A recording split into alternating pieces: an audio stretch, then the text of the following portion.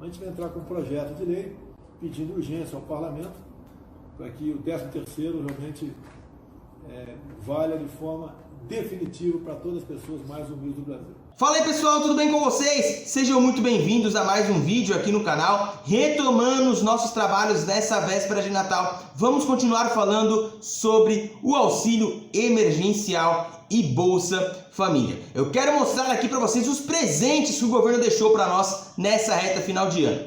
Sem a pauta do MP1000, ficamos sem a prorrogação do auxílio emergencial até 2021, ficamos sem o 13º salário do Bolsa Família, sem o abono natalino e ficamos também sem um novo programa, sem qualquer projeto que vise melhorar ou trazer aí um novo Bolsa Família. O governo colocou a população brasileira à própria sorte a partir de janeiro de 2021, pelo menos por enquanto. É o que nós temos. Sem auxílio emergencial a partir de janeiro e todos retornando a receber o Bolsa Família no valor original, sem o governo cumprir qualquer promessa de melhora do benefício como fez esse ano. E eu vou trazer todas essas informações para vocês diariamente, viu? Eu já trouxe pela manhã as promessas que foram feitas, as mentiras que foram contadas pelo Rodrigo Maia, pelo o presidente do Senado Federal e também do Congresso Nacional, Davi Alcolumbre, e também pelo presidente interino Marcos Pereira, que substituiu o Rodrigo Maia durante o afastamento do presidente da Câmara dos Deputados. E graças a Deus, a partir do ano que vem, ele não vai ser reeleito, ele não poderá se reeleger por uma decisão da Justiça, por uma decisão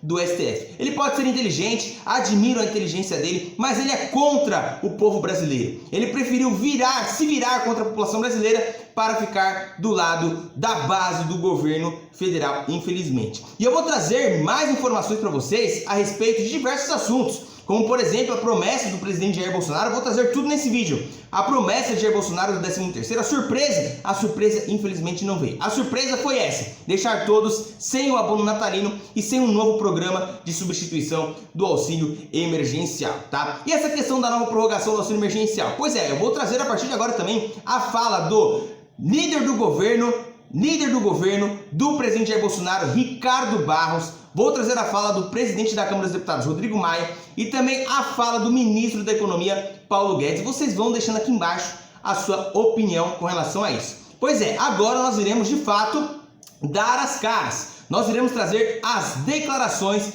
de cada um com relação ao auxílio emergencial e também com relação ao Bolsa Família. As promessas que não foram cumpridas, as mentiras que foram contadas, enfim, colocando todos à própria sorte a partir de janeiro de 2021. Será mesmo que o governo vai fazer isso? Porque é de uma indignação imensa. Ainda estamos no estado de calamidade pública, a pandemia está a todo vapor. Por exemplo, na cidade de São Paulo, no estado de São Paulo, voltou aí para a fase vermelha nessa reta final de ano, casos aumentando. E aí, gente, como vai ficar essa situação? O governo parece que está cego com relação a isso.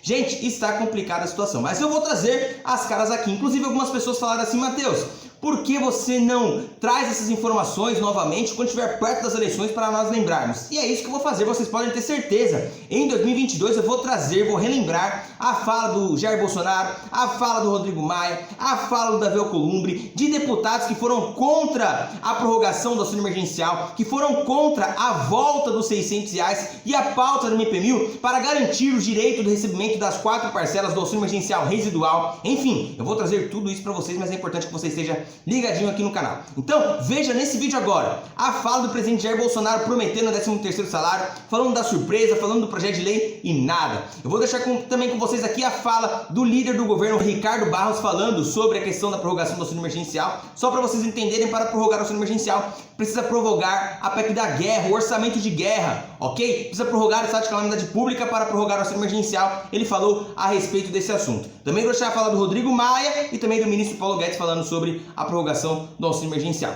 Deixa o seu like aí no vídeo para fortalecer, se inscreva no canal se você não é inscrito e deixa aqui embaixo os seus comentários. Vamos ver um monte de baboseira dita aí pelos deputados federais, pelo ministro da Economia, enfim, olha só. A gente vai entrar com um projeto de lei pedindo urgência ao Parlamento para que o 13º realmente valha de forma definitiva para todas as pessoas mais humildes do Brasil. E eu espero que juntos possamos modernizar o país, fazer as reformas constitucionais necessárias, enfrentar votações duras, difíceis, mas necessárias. Se queremos manter o teto de gastos, precisamos conter a despesa. Inevitavelmente, esse é o único caminho para nós podermos dar o sinal de que, ao longo tempo, teremos contas públicas equilibradas. Votar a reforma administrativa, que nos dará um Estado mais leve, mais ágil, um Estado capaz de fazer meritocracia, de valorizar o funcionário que bem atende ao interesse público e de demitir o funcionário que não atende ao interesse público. É assim que nós vamos fazer um Brasil mais leve. Nós gastamos 14% do PIB só com a máquina pública, com a estrutura de governo. O Japão gasta 5%. A média da OCDE é 9%. Então, nós temos sim que ter coragem de modernizar o Estado, distinguir privilégios, de pensar no contribuinte em primeiro lugar e seguir o mantra do nosso presidente Jair Bolsonaro. Não tem aumento da carga tributária, não tem fura-teto e não tem prorrogação do orçamento de guerra. Vamos ter que enfrentar um ano difícil, de orçamento justo, de rigor fiscal, mas vamos sim, presidente, conseguir avançar nessa direção, dar o sinal para o mercado de que o Brasil tem compromisso com o ajuste fiscal e, com isso, atrair mais investimentos que nos permitirão gerar oportunidade aos nossos jovens de emprego, de melhor qualidade de vida, de mais esperança de que este Brasil gigante se levanta e será a grande nação que lidera esse mundo. Não botaram uma notinha dizendo que estão obstruindo para esvaziar a pauta que eu faço? Então, está resolvido. Nenhum desses dois assuntos será pautado na Câmara até 1º de fevereiro. O governo esqueça isso.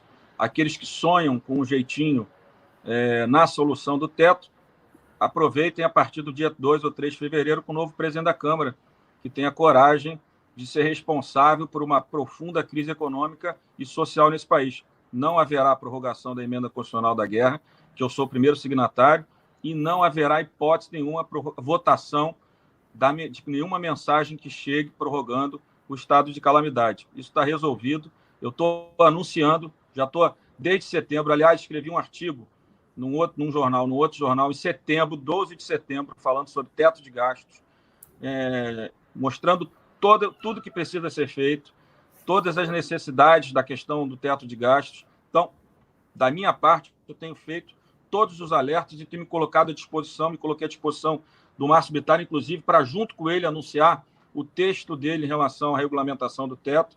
Então, não haverá prorrogação do estado de calamidade e não haverá prorrogação da emenda constitucional da guerra. O governo precisa organizar as suas contas.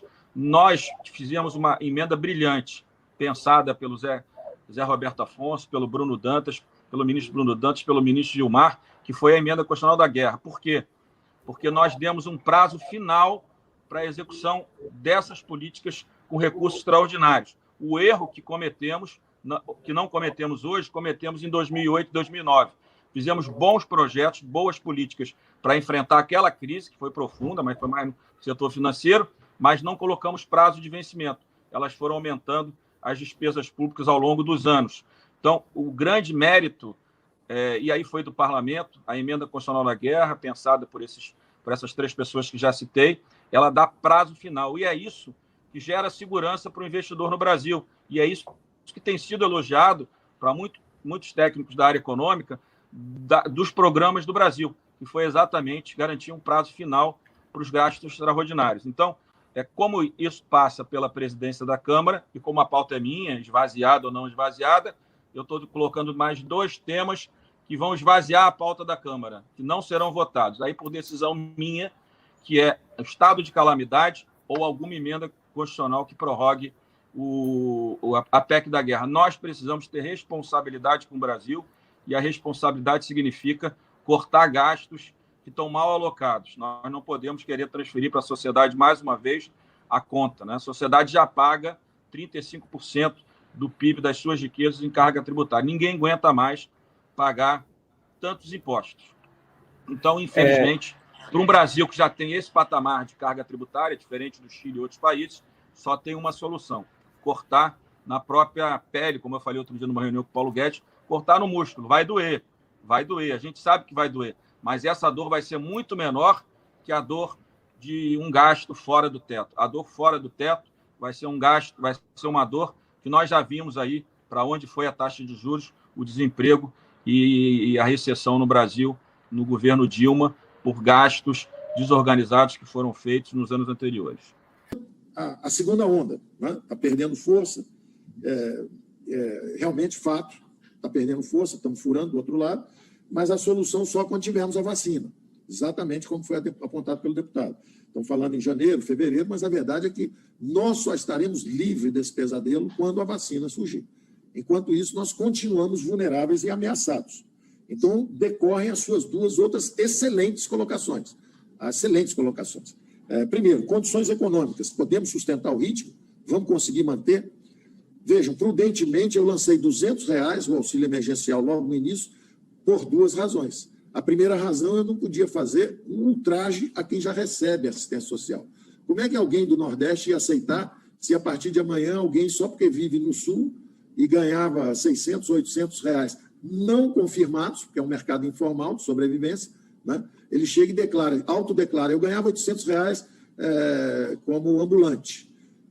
Por que ele vai receber R$800 agora se alguém, um irmão brasileiro, nordestino, pobre, ganha 200? Então, eu tinha que botar 200. E pensando também, e se essa crise durar 2 anos? A gente aguenta, a gente tem fôlego. Com 200, 250, 300, nós conseguimos estender esse cobertor por mais tempo. Então, dado o grau de incerteza que havia naquele momento, eu, por uma condicionante ética, que é você não pode pagar mais a alguém que está em necessidade se você paga ao outro esses 200. Então, coloque igual. Agora, esteja flexível para subir um pouco. O que controla essa velocidade ou esse alcance é justamente o seu ritmo fiscal. Você tem fôlego fiscal para ir até onde? A sua pergunta é excelente, excepcional, e eu digo o seguinte, nós temos esse fôlego para seguir até o fim do ano, como calibramos, dali para frente é um ponto de interrogação. Se não trabalharmos as reformas, teremos, de novo, um enorme desafio o ano que vem, se voltar uma segunda onda. Se vier uma segunda onda, o que eu tenho dito é o seguinte, acredite na democracia brasileira. Ela dará a resposta. Nós teremos uma ação tão fulminante e decisiva como tivemos. O que nós não podemos é, por falta de honestidade com nossos contemporâneos, por falta de responsabilidade com os nossos filhos, netos, futuras gerações. Em vez de enfrentarmos os reais desafios orçamentários, é usar essa desculpa para estender tudo isso como se não houvesse amanhã.